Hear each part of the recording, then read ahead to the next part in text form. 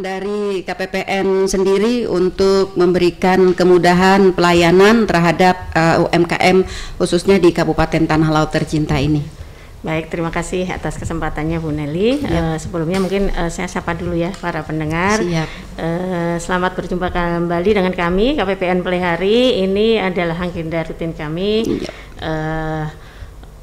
Tujuan kami di sini adalah untuk menyampaikan informasi-informasi yang mungkin terkait dengan pengelolaan keuangan negara, di mana itu merupakan bagian dari tugas kami. Mungkin sebelum masuk materi yang ke Umi tadi, kita mungkin sampaikan dulu ya, kita ingatkan kembali atau kita sampaikan lagi kepada para pendengar tusi-tusi kita dulu ya.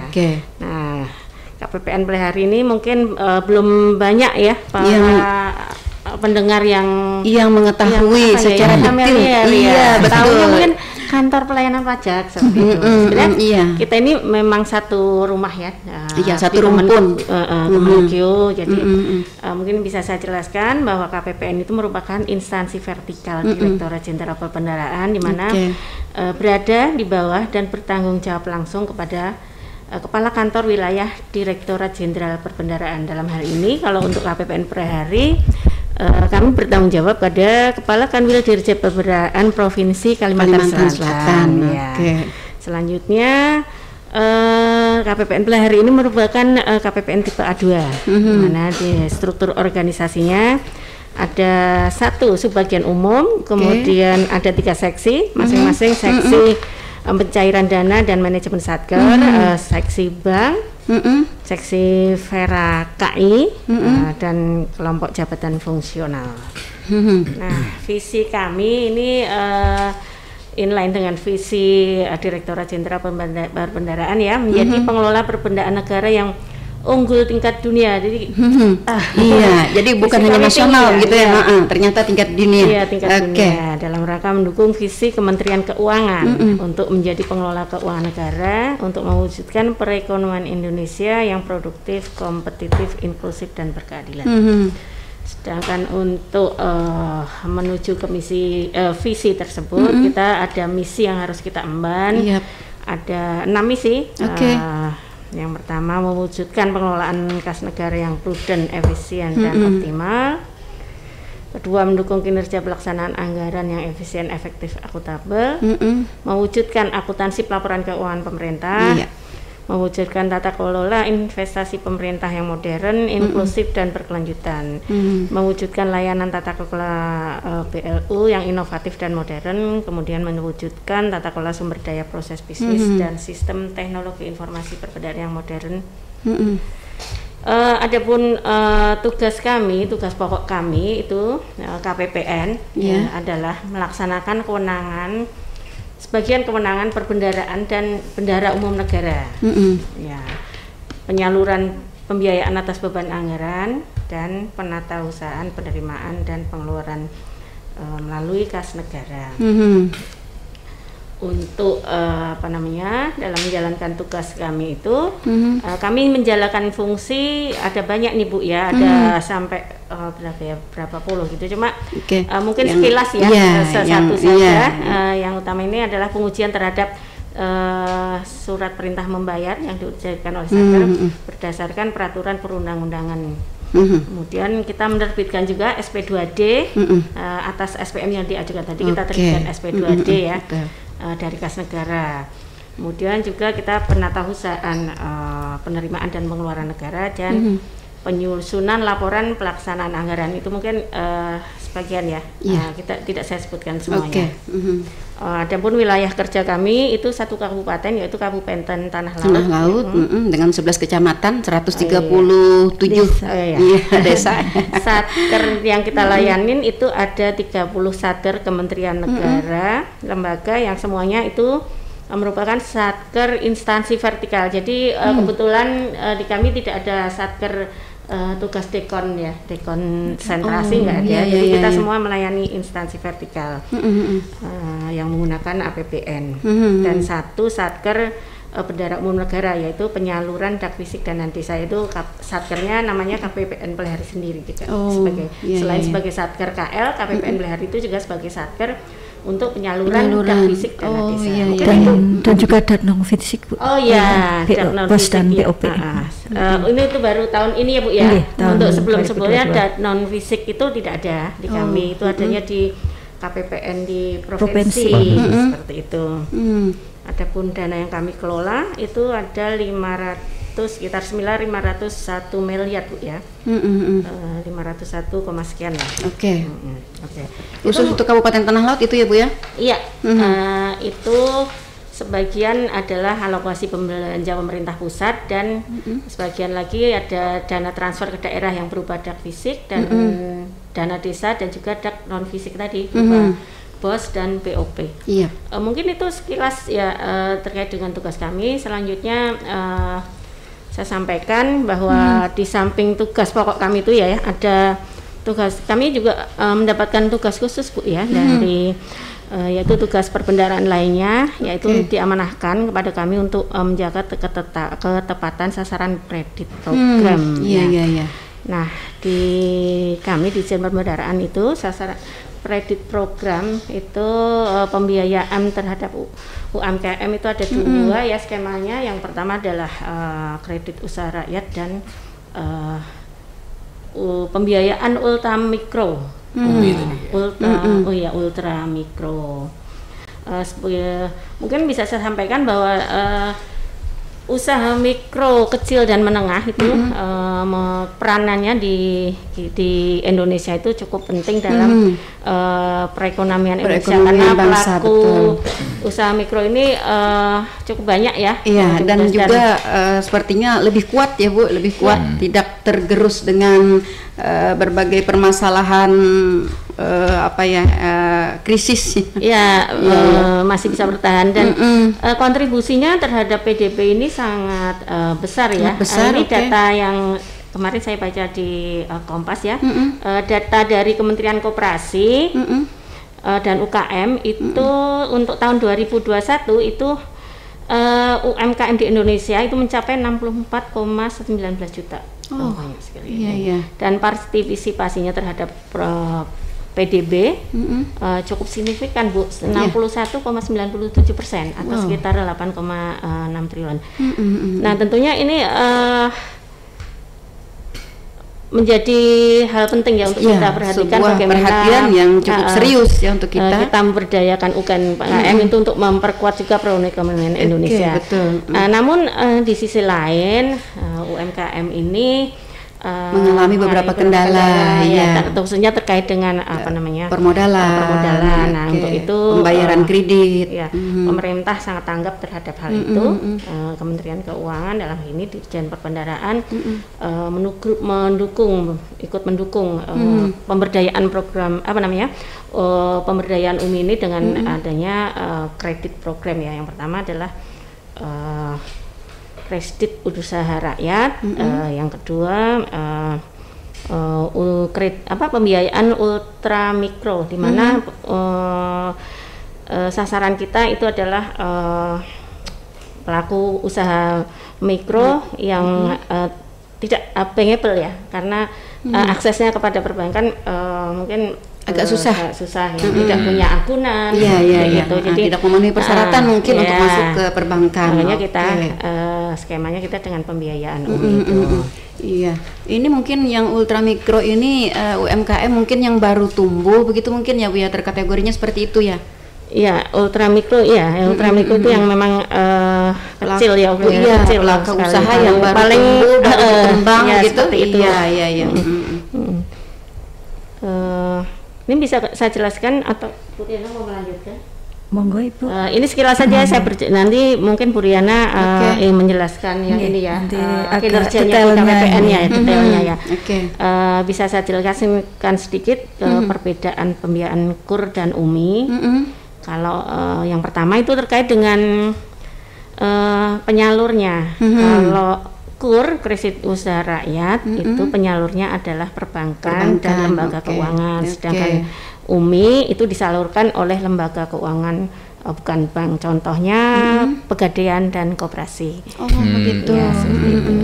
Kemudian untuk plafon pinjamannya juga berbeda. Kalau untuk KUR itu bisa sampai 500 juta. 500 juta, oke.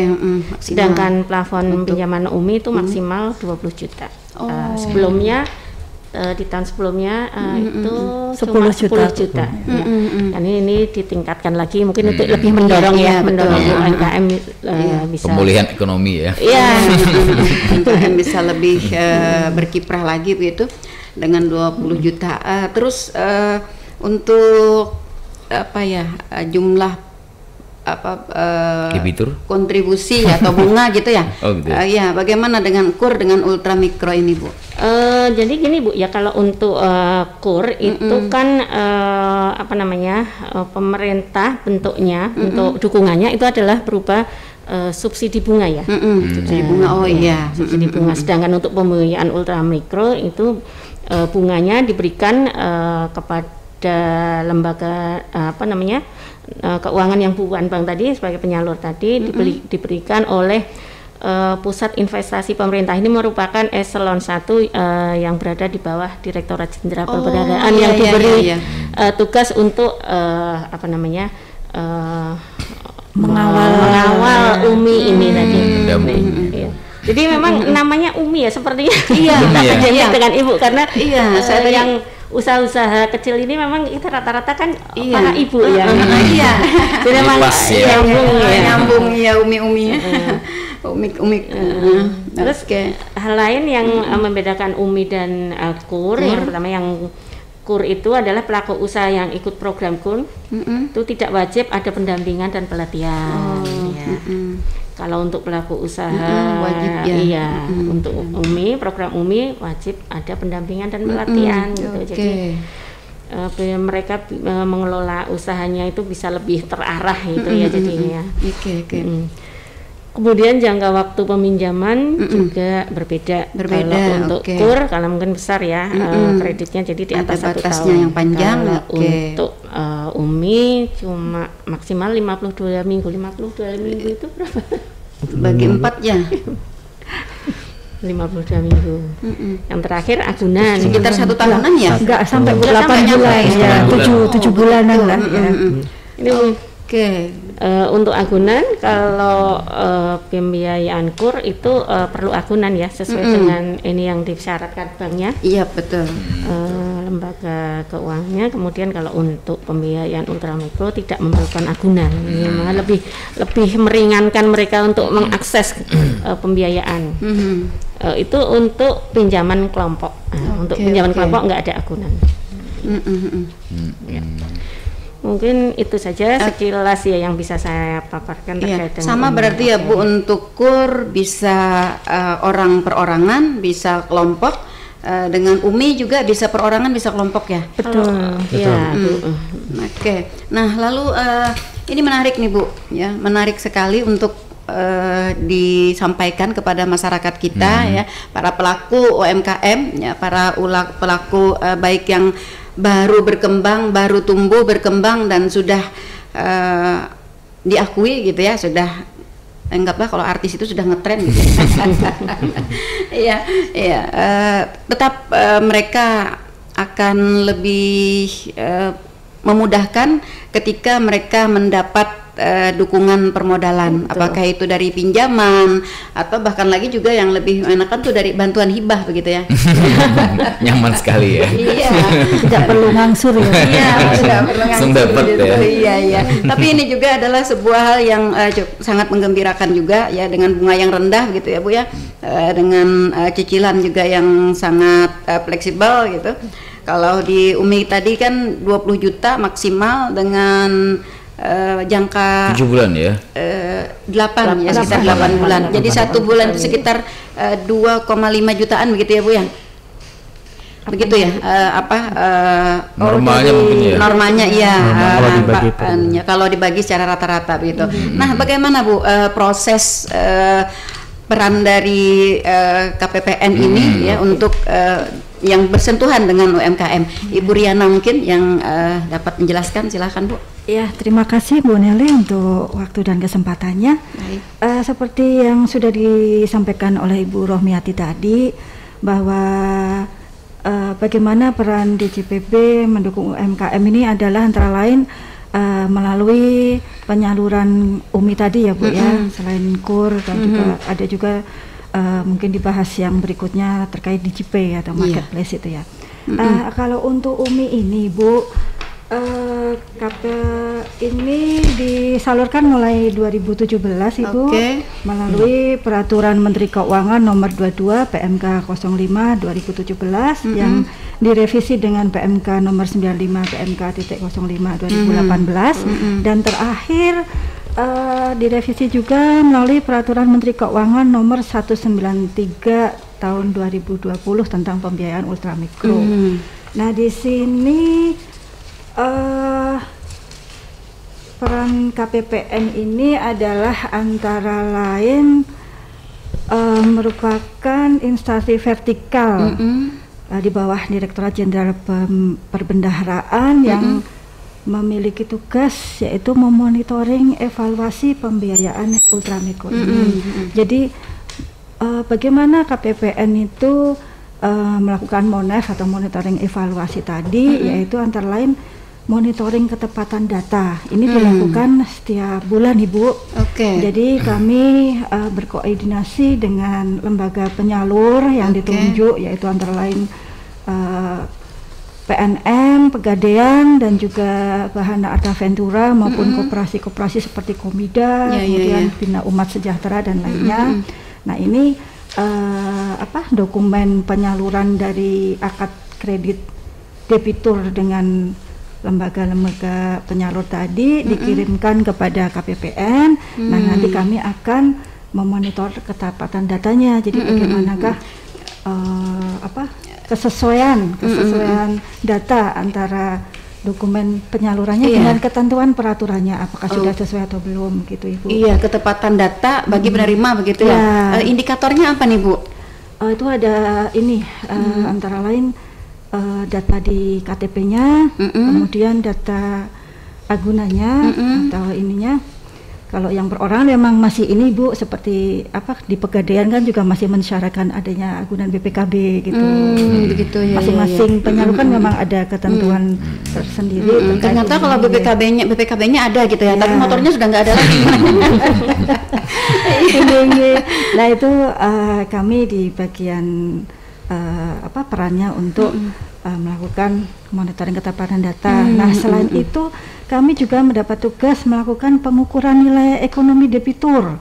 Jadi bagaimana mengukur dampak pelaksanaan pembiayaan UMI ini terhadap debitur. Nah ini kami melakukan survei langsung ya Bu kepada debitur penerima UMI itu kami kunjungi. Nah itu ada tanya jawab dan juga kuesioner yang harus kami dapat datanya. Ini nilai keekonomian debitur ini antara lain meliputi nilai keekonomian pribadi yang menggambarkan kondisi ekonomi debitur dari aspek kesejahteraannya. Jadi di kuesioner itu ada, jadi misalkan detailnya seperti apakah memasak menggunakan kompor gas atau masih kayu, terus apakah mempunyai barang elektronik apa saja, terus bagaimana kondisi rumah debitur, apakah papan, apakah tembok atau bagaimana. Nah itu sampai sedetil itu Bu kami coba cari datanya.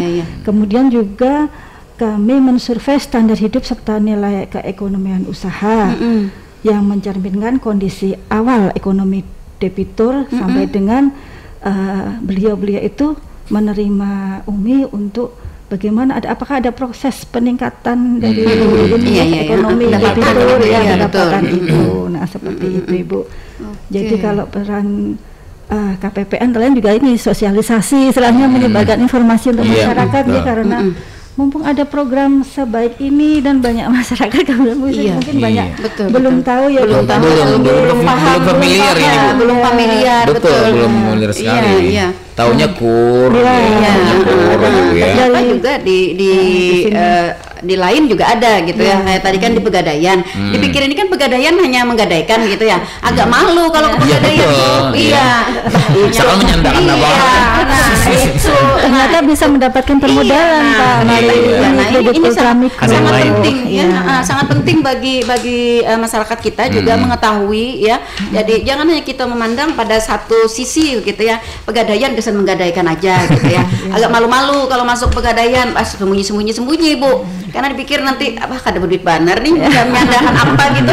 Iya. Digadaikan gitu. Nah, oke. Jadi intinya Bu ya, mungkin kalau perorangan tuh ada agunannya Bu ya. Kalau kelompok baru tidak ada agunan ya. Ada rekomendasi aja mungkin ya dari kepala desa atau dari SKPD yang menaungi gitu ya, boleh ya. Oke. Mohon izin Ibu untuk menyampaikan sekilas tentang UMI di Kabupaten Tanah Laut Ibu. Oke, seperti apa dia? Jadi kan kalau di Tanah Laut itu dimulai penyalurnya di tahun 2018 Ibu, selisih 1 tahun dari peluncuran. Peluncuran, oke. Nah ini sampai dengan tahun 2022 di triwulan 1 Januari sampai Maret ini, alhamdulillah totalnya sudah tersalur sebanyak 5.249.590.000. Adapun jumlah debiturnya di awal penyaluran hanya 4 orang Bu. Nah sekarang di 2022 ini sudah terdapat 281 debitur. Meningkat dengan sangat signifikan. Itu artinya semua orang sudah tahu ya. Sudah mulai tahu dan memang ini adalah sudah dirasakan mungkin ya kemudahannya. Nah kemudian penyalur di Tanah Laut ini ada 4 penyalur yang terbanyak antara lain Koperasi Mitra Duafa, jadi Komida. Jadi Bapak Ibu yang ingin mengajukan UMI ini silahkan menuju ke Koperasi Mitra Duafa. Aduh, bisa aku alamatnya di mana ya? Koperasi di searching aja nih. Iya, nanti bisa biar langsung ngegas gitu ya. Ke Taman Ikan Bu, cuman saya jalannya kok lupa ya alamat persisnya ya. Oke. Kemudian juga BMT Koperasi Sidogiri, Sidogiri, kemudian tadi Pegadaian dan juga di PNM. Pegadaian semua Pegadaian Bu di Tanah Laut. Bisa, semua Pegadaian bisa. Tapi nanti kalau di Tanah Laut di sini bisa Pak, nanti di ini kan di Banjarbaru, di pusat ininya Bu, proses datanya itu di Banjarbaru. Tapi bisa mengajukan di sini nanti. Memasukkan berkas di sini. Berkasnya seperti itu. Nanti persetujuannya dari Banjarbaru turun lagi ke sini. Oke.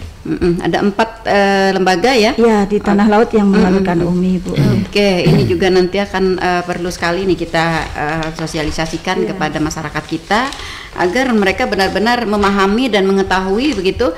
Kalau identiknya begini Ibu, kadang-kadang masyarakat kita apalagi dalam online begini ya, kalau koperasi begitu ya, koperasi identiknya itu dengan pinjaman yang bunga yang tinggi, bunga berbunga gitu ya. Apalagi banyak nih kawan-kawan kita yang terjerat dengan menamakan koperasi Bu. Nah, tetap namanya itu koperasi begitu. Kata Pak Serinurdin kemarin menamakan koperasi. Iya, menamakan koperasi sehingga masyarakat kita tuh akan tertanam Bu, karena mereka sudah merasa sangat dirugikan begitu ya, diberatkan, akan tertanam kalau koperasi ini ternyata jangan-jangan seperti ini begitu. Nah, ini yang perlu juga kita berikan pemahaman kepada masyarakat kita ya. Koperasi yang memang sudah diakui dan dilegalisasi oleh pemerintah begitu ya. Nah, itu. Jadi aman kalau kita menjadi anggota koperasi tersebut, kita masuk dan meminjam di situ begitu ya. Nah, apalagi ini ada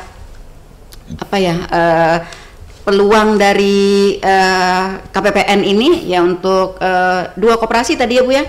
Ada 2 koperasi dengan Sidogiri iya. Nah, ini dicariin aja nih koperasinya. Iya, searching nanti. Ya, kalau dapat alamatnya nanti kasih tahu saya juga. Mau juga ya, Bu? Iya, paling tidak kita bisa berdialog dulu lah. Iya. Mencukupi atau tidak itu dialognya. Iya. Oke, baik Bu Riana, saya ke Pak Sony nih, Mas Sony. Mas Sony, untuk tupoksi tadi yang disampaikan oleh Bu Riana dan Bu Rohmiati, ada salah satunya tadi ya pengukuran nilai yang secara langsung tadi ya, secara langsung, kemudian juga monitoring ketepatan data. Nah, artinya ini kan berarti nih harus ada turun ke lapangan ini ya, survei survei menemui langsung kepada debitur begitu ya, pada pelaku. Ini bagaimana prosesnya nih, Mas Sony? Baik, terima kasih atas kesempatannya. Jadi yang pertama untuk proses monitoring ya Bu ya. Proses monitoring itu adalah jadi dokumen penyaluran yang diminta nanti oleh akad kredit antara penyalur atau lembaga ya. Tadi kan skema penyaluran itu bisa langsung atau bisa tidak langsung. Kalau tidak langsung oleh lembaga-lembaga tadi seperti pergadaian dan sebagainya. Nah itu kalau yang langsung berarti masuk ke rekening si penerima langsung gitu ya? Penyalurnya Bu, penyalurnya dari kan penyalurnya kalau di dalam PMK 193 itu ada dari BLU PIP tadi yang sudah disinggung di awal. Nah itu bisa secara langsung dan juga secara tidak langsung oleh lembaga. Nah kemudian kalau untuk monitoringnya sendiri tadi dilakukan dengan cara lebih kepada terkait dengan penyaluran ya Bu ya. Nah jadi dokumen yang ada di bawah itu ya, kemudian nanti dianalisis dengan membandingkan kesesuaian data penyaluran dengan dokumen penyaluran serta mengevaluasi kesesuaian data penyaluran dan dokumen penyaluran dengan ketentuan peraturan Bu. Jadi posisinya monitoring Bu kalau di KPPN. Jadi hanya sebatas membandingkan saja dengan dokumen dengan peraturan yang memang menjadi landasan peraturan dari penyaluran UNI ini Bu. Iya, ada kemungkinankah nih Mas Sony misalnya diperuntukkan kan untuk UMKM yang baru tumbuh dan berkembang begitu ya. Nah, dapatkah KPKN mendeteksi begitu ketika UMKM atau perseorangan yang sudah berada di atas berkembang ya, di atas berkembang atau katakanlah UMKM yang sudah maju yang sebetulnya itu tidak termasuk dari target UMI ini, adakah kemungkinan mereka masuk di situ tanpa dapat diketahui penyesuaian datanya? Oke, kalau sampai kepada sana sepertinya itu bukan ranah, maksudnya untuk ranah untuk KPPN untuk melakukan eksekusi di bawah ya Bu ya, karena sifatnya monitoring saja. Nanti untuk data nanti akan disampaikan kepada pusat kami lembaga penyalur seperti itu Bu. Jadi menerima dari lembaga penyalur ya, jadi yang nanti melakukan teknisnya mungkin di lembaga ini. Jadi hanya mengawal saja Bu ya, mengawal saja. Mungkin menambahkan Bu, umumnya kan karena plafon UMI itu kan hanya maksimal 20 juta. Nah itu kalau yang kredit sudah di UMKM sudah di atas berkembang gitu, itu pasalnya kekur Bu, karena mereka pasti butuh permodalan di atas 20 juta. Jadi ngapain hanya 20 juta? Iya, tapi ada juga Bu, iya, itu juga sudah ada gitu ya. Bisa ini Bu, dari kan kalau UMI ini kan ada mungkin dari bisa saya tambahkan mungkin dari sistem ininya Bu, sistem aplikasinya itu akan terdeteksi kalau memang sudah masuk ke menjadi debitur UMI ataupun salah satu itu tidak bisa lagi. Jadi berarti dia ada link gitu ya. Jadi kita pada intinya di kami itu monitoring ketepatan sasaran kredit program. Jadi yang kita lakukan dari hasil monitoring tadi kita sampaikan laporan kita ke pusat sehingga apa yang kita laporkan itu akan menjadi masukan jadi dari kebijakan yang ada di evaluasi dan kebijakan yang ada di pusat. Jadi bukan untuk ranahnya sampai ke tadi melakukan menindaklanjuti kalau ini benar apa tidak. Kita cuma menyampaikan hasil monitoring kita saja untuk masukan seperti itu. Sudah terjaring di ini Bu, di penyalurnya. Di penyalurnya gitu ya. Tidak dari NIK KTP kan terlihat nanti apakah dia sudah menerima kredit selain UMI atau belum. Nanti biasanya penyalur yang langsung menolak. Oh ini Bapak Ibu sudah ada pinjaman KUR gitu. Jadi tidak bisa ini, jadi otomatis sudah tertolak di depan lembaganya itu nggak sampai ke KPPN juga. Jadi jangan coba-coba begitu ya bagi debitur, jangan coba-coba untuk melakukan manipulasi gitu ya, manipulasi data, manipulasi baik data pribadi maupun data agunan gitu ya. Nah, karena ini akan terlink ya dengan KUR, dengan pinjaman-pinjaman perbankan yang lainnya. Kredit program yang lainnya. Iya, kredit program yang lainnya. Karena begini, ada beberapa kasus juga ya yang segelintir juga nih ada kredit macet begitu ya. Kredit macet, nah susah dicari ya debiturnya entah kemana begitu. Nah ini juga kita menghindari hal-hal seperti ini ya. Jadi jangan sampai. Tapi tetap pihak perbankan dan pihak-pihak yang berkompeten akan tetap mengejar ya kalau terjadi manipulasi seperti ini. Oke, terus yang dengan pengukuran nilai tadi Mas Sony, seperti apa nih teknis pengukurannya?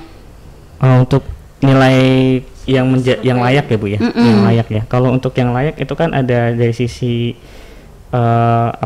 syarat ya, mungkin syarat mendapatkan UMI ya Bu ya. Mungkin syarat mendapatkan UMI ya. Nah, kalau syarat mendapatkan UMI, kalau dari Peraturan Menteri Keuangan 193 tahun 2020 itu di awal memang pasal 3 itu yang pertama tadi sudah disinggung juga, jadi tidak sedang dibiayai oleh kredit program pemerintah di bidang usaha mikro, kecil dan menengah yang tercatat dalam SIKP tadi. Lalu yang kedua dimiliki oleh WNI ya, negara Indonesia yang dibuktikan dengan berarti Om Peri kada bisa nih.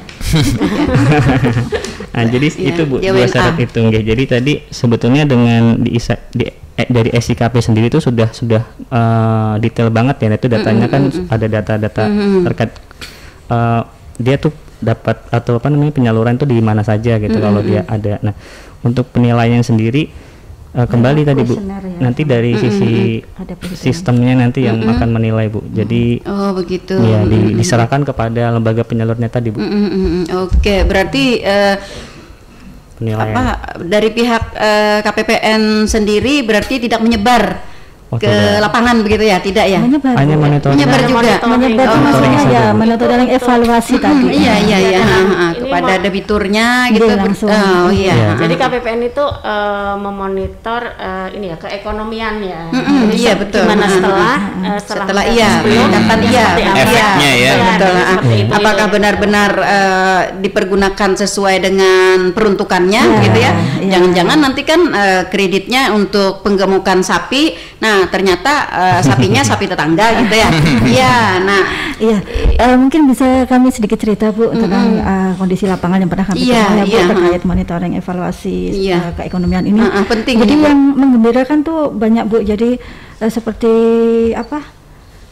dia nggak punya penghasilan ya istilahnya, pada itu nggak punya penghasilan dari UMI itu dia ngambil kredit untuk usaha makanan Ibu. Kebetulan makanan kecil waktu itu gorengan ya itu dari tidak ada penghasilan sama sekali, tergantung suami. Kebetulan suami kena ini ya pandemi COVID, jadi kehilangan mata pencarian. Itu sehari itu Bu, untungnya ya Bu dari jual gorengan itu 200 sampai 300.000. Luar biasa ini. Kan itu. Jadi dari seorang ibu yang tidak punya penghasilan, dia bisa menopang jadi tulang punggung ekonomi keluarga dengan nggak kalah sama pegawai kan Bu. Asalnya tulang rusuk ya, jadi tulang punggung gitu. Iya. Itu yang contoh menggembirakan Ibu dari survei monitoring keekonomian itu. Tapi ada juga yang ya tadi kurang pas seperti Bu Meli perkirakan tadi, ada pernah kami ini survei juga. Jadi dia ambil kredit dengan akad untuk pembiayaan toko kelontong. Kami survei ke debitur, rumah debitur itu dia kan sebelum survei biasanya kami mohon izin kan Pak lewat atau telepon ini kan akan berkunjung seperti itu. Dia tuh alasan terus akhirnya karena alamat sudah di tangan, akhirnya kami langsung aja ke TKP gitu lah. Ternyata Ibu dari toko kelontong nggak ada bekas-bekasnya, gimana tuh misalkan ini ya. Ternyata untuk biaya nikah Ibu. Nah, terhadap kasus-kasus seperti ini bagaimana nih Bu tindakan KPPN sendiri? Kalau KPPN memang Bu sekedar melaporkan. Jadi memberikan data mungkin ya di laporan kami itu kami tuliskan permasalahan bahwa debitur dengan nama ini ambil kreditnya sebesar ini di lembaga mana, tujuan kreditnya tidak sesuai peruntukan. Paling kami hanya bisanya melaporkan tapi tidak ada akses untuk mengeksekusi. Di luar kewenangan kami Bu. Iya. Ya Bu, ini kan mungkin menurut saya ini belum familiar juga nih ya untuk masyarakat ya, karena 2022 sudah sekitar 200-an ya. Tapi kalau dibandingkan KUR kan sudah ribuan nih Bu ya. Jadi mungkin ini termasuk belum familiar nih. Jadi mungkin langsung ke intinya, radio ini sebagai media informasi masyarakat tentang Bu ya. Jadi intinya saja Bu, terkait dari pinjaman dari DPJB ini Bu ya, terkait subsidi. Jadi langsung saja Bu ya. Kalau kita bukan 7 bulan sekitar 20 juta tadi berapa Bu? 2,5. Nah, di mana letak subsidinya nih Bu? Subsidi yang diberikan oleh DPJP ini Bu. Jadi mungkin masyarakat pastinya langsung intinya ke situ aja. Ini beda lagi ya, yang UMI itu bukan perbankan yang menyalurkan. Jadi UMI itu yang menyalurkan non perbankan. Perbankan tadi Kalau perbankan lagi tadi kan untuk kredit usaha rakyat ya. Bunganya disubsidi oleh perbankan. Nah, ini bukan. Ini kan penyaluran subsidi juga kan Bu? Enggak, bukan subsidi kalau yang di UMI ini bukan sih. Kalau subsidi bentuknya bukan subsidi bunga gitu. Tetapi itu jadi apa namanya ya? hanya berupa kemudahan gitu. Gitu. Kalau yang subsidi bunga itu kan yang di KUR ya. Iya, 2021 karena pandemi jadi cuma 3% Ibu. Jadi kan bungaku kan 6% ya. Iya.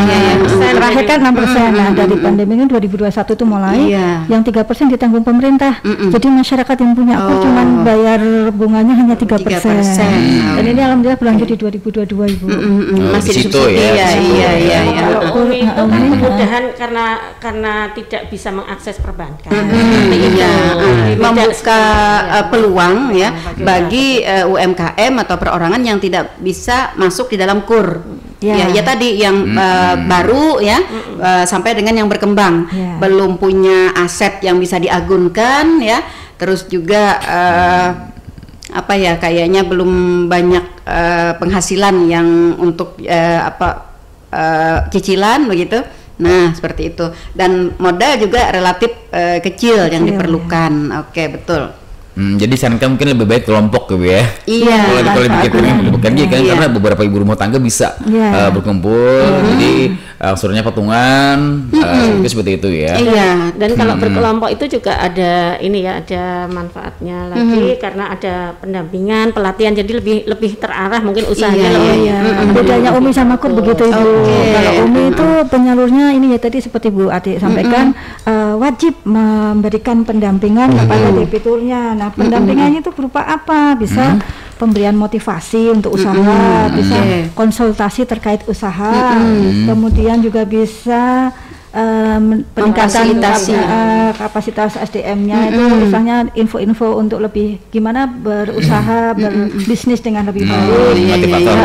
Terus juga mungkin ini Bu cara mengelola keuangannya kan banyak yang ibu-ibu mungkin jadi satu, jadi mana yang modal sama mana yang ini akhirnya nanti untuk modal kembali ternyata sudah kacau kemakan seperti itu. Betul.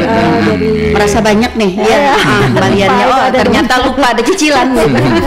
Nah, itu juga ini ada pendampingan dari lembaga yang selalu mengingatkan untuk bisa memilah mana yang bisa untuk konsumsi, mana yang harus ada berapa persen mungkin untuk penambahan modal, berapa persen untuk dikonsumsi berapa persen untuk penyimpanan dan lain sebagainya gitu.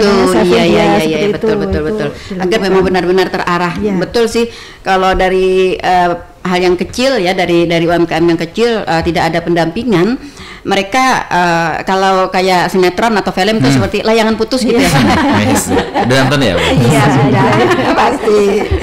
Iya, jadi seperti itu. Nah, artinya pemerintah sudah cukup memberikan perhatian ya luar biasa, sudah perhatian pemerintah terhadap para pelaku-pelaku UMKM ini ya, para pelaku-pelaku usaha kita baik yang tingkat pemula ya berkembang sampai dengan maju ya dengan berbagai fasilitas-fasilitas yang sudah diberikan di tahun sampai dengan tahun 2022 ya Bu, kita sudah mempunyai 200 debitur kita di UMI ya. Ini baru sampai triwulan 1 ya Bu ya datanya. Triwulan 1 oke. Januari, Februari, Maret. Iya. Oke. Banyak lagi. KPPN sendiri punya data enggak Bu jumlah debitur kita ibaratnya secara global di Kabupaten Tanah Laut yang dapat mengakses UMI ini. Jadi dari 200 ini ada berapa persen dari jumlah kita secara keseluruhan? Ini tanah laut semua Ibu? Iya, yang sisanya masih ada kan ya, misalnya tanah laut kita punya data misalnya perorangan atau kelompok yang dapat mengakses UMI itu mungkin sebanyak 400 mungkin ya, dan sudah tercapai di 200, berarti kan ada 50% ini. Nah, kalau ini 200 debitur ini kira-kira perhitungannya secara ini berapa persen nih Bu? Kalau secara keseluruhan kita nggak bisa akses ya Bu. Kalau untuk secara keseluruhan data UMKM itu mungkin dinas terkait ya Bu yang punya datanya. Seperti itu. Jadi yang ada data yang ada di kami itu data yang sudah sudah menggunakan sudah menggunakan. Mungkin perlunya sinergi juga nanti. Iya, artinya KPPN harus ada link juga nih dengan Diskopdak mungkin ya, Diskopdak untuk data. Artinya kita bisa begini Bu, ketika kita mengetahui misalnya jumlah secara keseluruhan itu misalnya ada 500 misalnya UMKM dan perorangan yang masuk dalam kategori dapat mengakses UMI. Nah, di tahun ini kita sudah mencapai 200, artinya ya ada sekitar 60 atau 70% lagi nih yang harus kita kebut begitu ya. Nah, artinya kita bisa melakukan upaya-upaya lain begitu. Nah, agar tercapai dari sasaran yang ada ini gitu. Paling tidak ya di atas 70% lah begitu mereka dapat mengakses ini. Ya, seperti itu ya. Jadi mudah-mudahan nanti di ke depan kita dapat bekerja sama yang membuka link dengan SKPD terkait yang untuk data-data dari UMKM itu sendiri yang berkembang, yang maju, yang baru tumbuh sebagai pemula ya. Oke.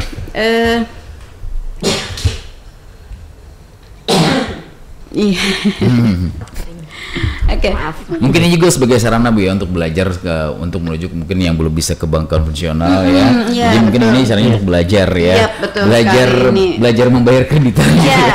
Betul. Dan ini penting ya, penting bagi kawan-kawan di UMKM. Kan kita biasa ada talkshow ya di UMKM kita juga, ada pojok UMKM kita juga. Nah, kita juga dapat menyarankan nih nanti ya bagi UMKM kita yang masih pemula, yang masih dalam tahap berkembang ya. Pokoknya berkembang ke bawah begitu. Nah, mereka bisa menambah permodalan dengan mengakses di UMI ini ya. Ada berbagai kemudahan yang didapat ya. Di antaranya tadi mungkin agunannya tidak terlalu rumit ya, tidak terlalu rumit, cukup BPKB mungkin bisa ada motornya. Iya, STNK. Iya, STNK-nya aja nggak diliatin kok. Tadi Ibu nggak turun ke lapangan. Saya turun ke lapangan. Turun ke lapangan karena soal ekonomi tadi. Oh iya. Monitoring evaluasi. Iya. Betul. Oke. Jadi ini dapat diakses ya oleh kawan-kawan di UMKM pemula sampai dengan berkembang. Nanti kalau UMKM yang sudah berkembang dan maju itu nanti larinya ke KUR ya, Iya. Mungkin tambah ini Bu, info syarat bagaimana mendapatkan UMI. Iya. Satu, penting tidak sedang dibiayai oleh lembaga keuangan atau koperasi lainnya. Tidak sedang dibiayai lembaga lain ya. Jadi benar-benar yang belum mendapatkan fasilitas kredit dari pemerintah. Satu ya. Bukan berlapis-lapis. Untuk pemerataan Ibu biar warga juga dapat.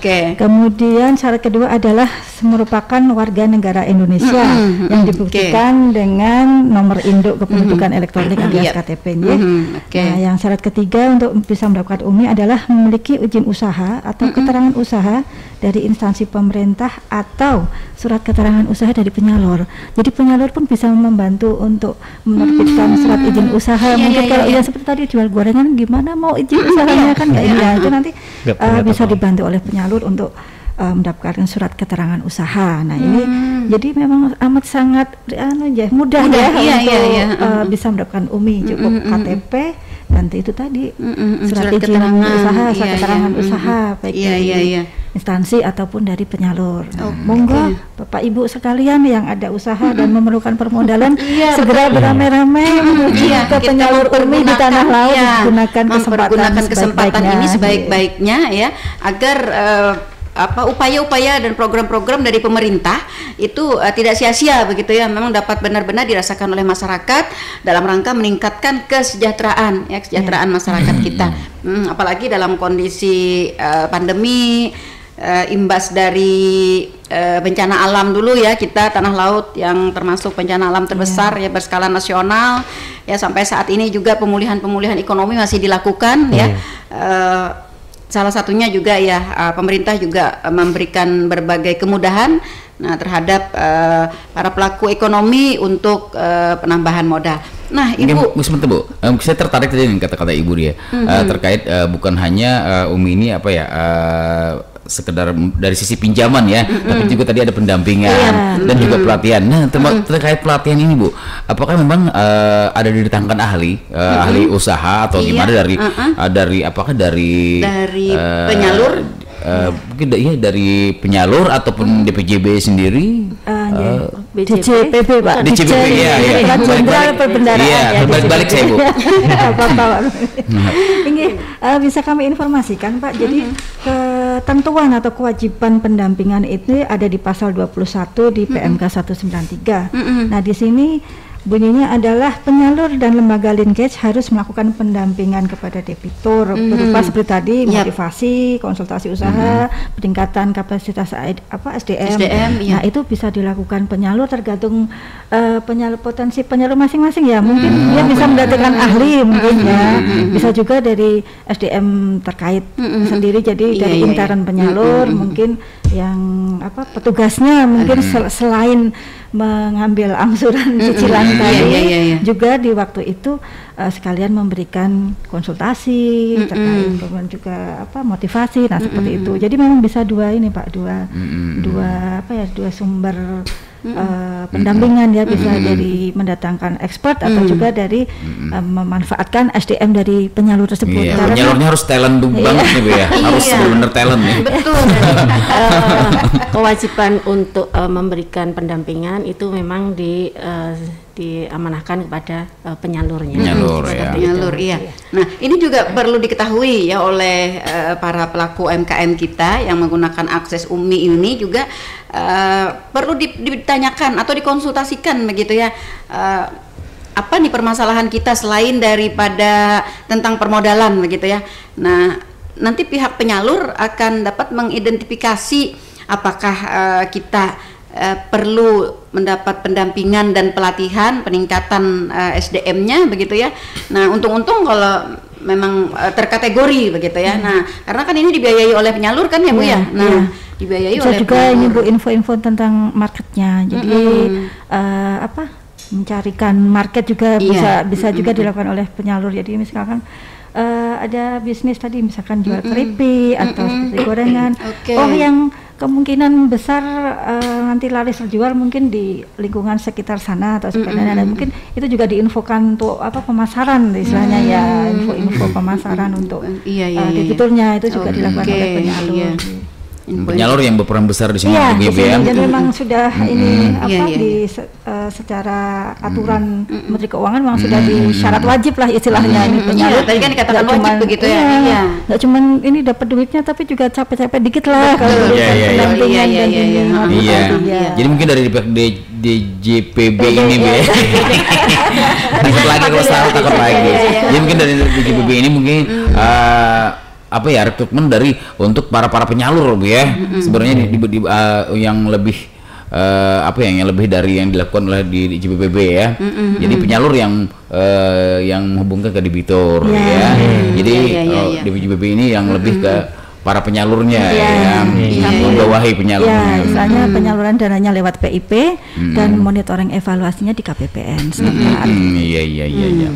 Iya, luar biasa ya. Ini mudah-mudahan nih masyarakat kita dengan adanya Talkshow ini lebih dapat memahami, lebih dapat mengakses, mempergunakan kesempatan ini dengan sebaik-baiknya. Ya, mumpung belum ditarik pemerintah nih. Izin Bu, mungkin nambahkan sedikit terakhir ya Bu. Nah, jadi ini kan karena walaupun ini sifatnya adalah pinjaman seperti itu, jadi selain itu adalah ini juga untuk mengajar, untuk mendidik Bapak Ibu. Jadi kita juga mendidik masyarakat supaya masyarakat itu juga tidak hanya menerima bantuan tapi juga bisa berkarya dan bekerja, maksudnya mengembangkan. Nah, jadi Kementerian Keuangan menerangkan bahwa proses pelaksanaan UMI ini adalah dengan kalau bisa dibentukkan kelompok terlebih dahulu. Hal tersebut dilakukan guna memberikan fasilitas pada masyarakat yang tidak memiliki agunan melalui pendampingan intensif tadi dan tanggung renteng. Nah, jadi nanti setelah usahanya meningkat, baru harapannya kelompok tersebut bisa mandiri dan nanti bisa sudah memiliki aset sendiri, baru bisa mendaftar menjadi individu gitu, daftar individunya. Jadi diharapkan nanti baru mungkin bisa ngikut pinjaman yang skalanya lebih tinggi seperti KUR dan sebagainya. Berilah kail daripada ikan. Iya, betul sekali ya. Lebih baik kelompok dulu lah. Kalau yang besar Bu ya. Yang besar loh, 7 bulan loh. Jadi banyak sebenarnya ini ya kelompok-kelompok kita yang dapat, kalau saya telah ini tadi ya, kelompok-kelompok kita yang banyak yang bisa mengakses ini. Dulu Ibu, saya pernah di Pemberdayaan Perempuan Perlindungan Anak. Jadi kita juga ada membentuk HIP, bukan penyakit ya Bu. Iya, HIP, kelompok Home Industri Perempuan. Ini kita bentuk dari awal, dari jaka orang Bohuma tuh dari menabas rumput ya. Jadi dari awal kita bentuk, otomatis ya HIP ini kelompoknya itu berkembang ke bawah, jadi pemula. Nah pada saat itu nih belum ada nih tahun-tahun 2015-16 gitu ya, nih kan 2017 sudah diluncurkan ya, 2018 baru ada aksesnya. Nah 2018 ke bawah itu kita bingung sekali ya, padahal kelompok HIP kita ini perlu modal paling banyak itu 10 juta. Tapi di mana-mana kita mendatangi lembaga-lembaga yang memberikan permodalan ini selalu harus ada agunan. Nah, mereka kesulitan memberikan agunan. Apa ya Bu yang diagunakan nih? Nah, hendak rumah ketua kada mau. Ya, karena kan banyak nih yang ditanggung. Nah, kelompoknya ada 10 orang. Ya, tanah kada mau jual tanah. Nah, jadi agak-agak susah. Sampai saya kemarin ngomong juga begini, bolehlah Pak, agunannya itu adalah dispensasi kami gitu, saya taruhannya gitu. Ya, saya sampai pasang diri begitu, saya taruhannya begitu. Nah, ternyata memang tidak boleh. Ini aturan Bu, katanya aturan yang tidak bisa disimpangi. Nah, dengan adanya UMI ini, ya ini berarti mereka bisa mengakses. Bisa Bu, silakan. Iya. Jadi bagi kelompok-kelompok kecil, industri perempuan. Nah, kemudian juga kita waktu saya di kepemudaan juga kita ada kelompok usaha pemuda produktif. Nah, mereka juga baru tumbuh Bu, jadi baru perlu modal juga yang di bawah 20 jutaan. Kalau sudah 20 juta ini kayaknya udah cukup besar ya untuk masuk kur nanti Bu. Nah, iya. Jadi mungkin ini Bu ya, bisa saya sampaikan bahwa sebenarnya pemerintah kita itu sudah sangat peduli sekali dengan UMI, dan di Kementerian Keuangan sendiri bisa sampaikan bahwa sebenarnya tidak saja Direktorat Jenderal Perbendaharaan yang mempunyai program-program yang peduli terhadap UMKM. Jadi kami di eselon 1 lain juga ada, masing-masing punya program, semuanya ada program yang mendukung UMKM. Salah satu contoh kecilnya aja yang di Direktorat Jenderal Pajak itu ada intensif pajak untuk yang pelaku usaha yang omsetnya sampai dengan 500 itu ada keringanan terhadap PPh. Mungkin itu salah satu contoh itu aja. Program lain. Di Kementerian Keuangan kita sangat mendukung UMKM untuk terus bisa maju dan berkembang. Karena ini merupakan kontribusinya besar terhadap perekonomian. Jadi kalau UMKM kuat itu mungkin perekonomian kita karena dari ekonomi yang bagus gitu ya, yang akan meminimalisir juga angka-angka yang lainnya, kayak angka peningkatan kejahatan, kriminalitas dan lain-lain ya. Perceraian juga banyak diakibatkan. Jangan kesini perceraiannya Bu. Iya, diakibatkan oleh ekonomi ya, meskipun istilahnya tidak secara terekspos begitu ya, tapi secara terdata begitu ya, banyak hal-hal yang diakibatkan oleh ekonomi kita yang semakin menyurut ya, sehingga menimbulkan banyak dampak-dampak negatif. Nah, dengan adanya upaya-upaya dari pemerintah, kita berharap ya para debitur-debitur kita ya, kawan-kawan di kelompok-kelompok usaha mikro itu dapat lebih aktif lah untuk mencari informasi sehingga dapat mengakses ya program-program kemudahan dari pemerintah ini ya, sehingga benar-benar dapat mencapai sasaran begitu ya. Amin. Oke, amin. Iya, betul. Kalau berbicara masalah pinjaman ya. Pinjaman ini cukup menarik, sangat menarik bahkan sekali. Ya kalau bagi kita karena kita kadang-kadang kita juga mendengar keluhan-keluhan dari pelaku-pelaku usaha kita begitu Bu, yang kesulitan, bahkan sebenarnya modalnya yang mau dipinjam ini kecil, cuman tidak tahu tempatnya ini kemana gitu ya. Pinjam sama Mas Ferry kan nggak mau. Iya. Online. Nah, lalu akhirnya ke online gitu kan, akhirnya terjerat di situ ya, bunga berbunga dengan yang sangat tinggi. dan akhirnya bukan hanya keuntungan yang didapat, ya ternyata kebuntungan ya. Iya. Penderitaan juga Bu. Penderitaan betul sekali. Baik rekan-rekan, kita sudah sampai di penghujung waktu nih Bu ya. Di gelaran pagi hari ini mungkin ada closing statement Bu dari sampean untuk masyarakat. Bu Rohmiati, silakan Bu. Terima kasih. Mungkin ya urgensinya kita sekarang ini mungkin ini ya, kita berbagai pihak kita harus bersinergi agar program pemerintah ini, program UMI ini bisa lebih dikenal di masyarakat luas, sehingga mereka bisa mengakses dan pada akhirnya ujung-ujungnya nanti bisa memperkuat ekonomi. Jadi mungkin sinergi nanti ya antara KPPN dengan pihak-pihak lain yang terkait atau misalnya dinas koperasi atau Pemda untuk lebih menyebarluaskan informasi dengan UMI ini.